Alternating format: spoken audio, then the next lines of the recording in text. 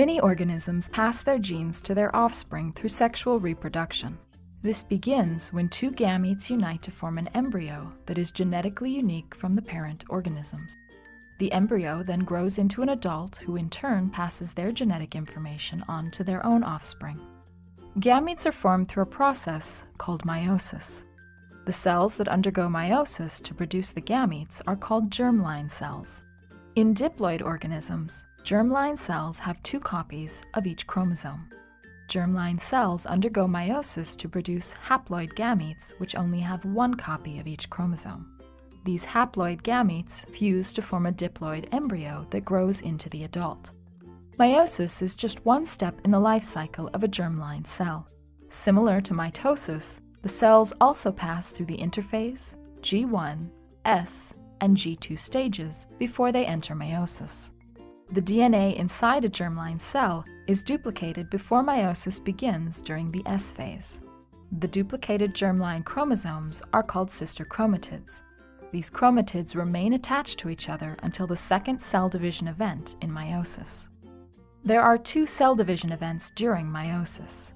The first division, meiosis 1, results in two unique daughter cells that have half the amount of DNA as the parent germline cell.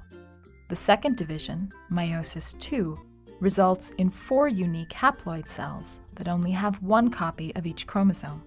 These haploid cells are the gametes that could go on to produce an offspring through sexual reproduction.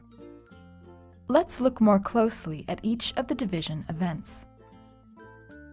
Meiosis begins with prophase 1.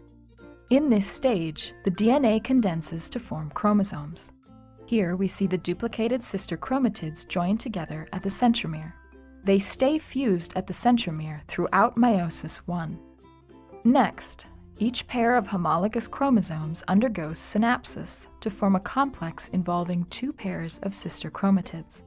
Chromosomal material is exchanged between the two pairs of sister chromatids.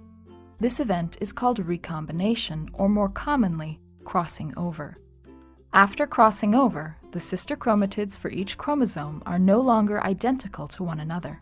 This is one of the reasons why no two siblings, aside from twins, are genetically identical.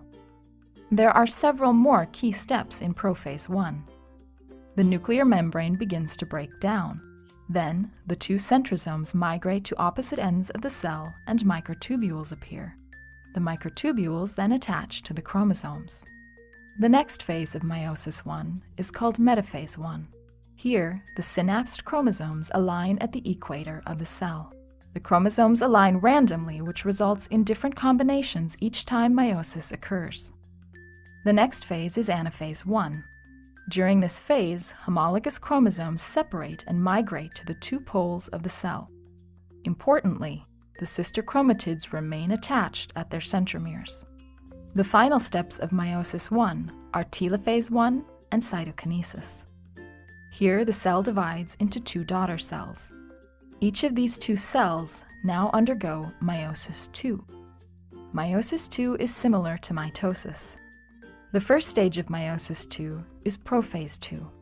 Again, chromosomes condense, the nuclear envelope breaks down, and the spindle apparatus forms.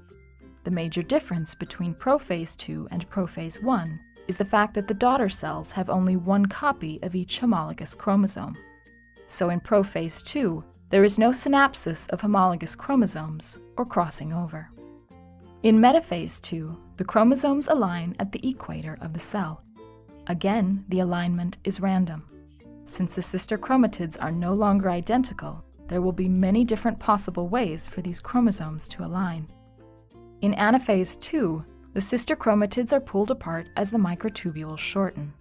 Also, the ends of the cell are pushed farther apart as microtubules elongate. In telophase 2, the nuclear membrane reforms and the cytoplasm is divided into the two haploid daughter cells. This division is called cytokinesis.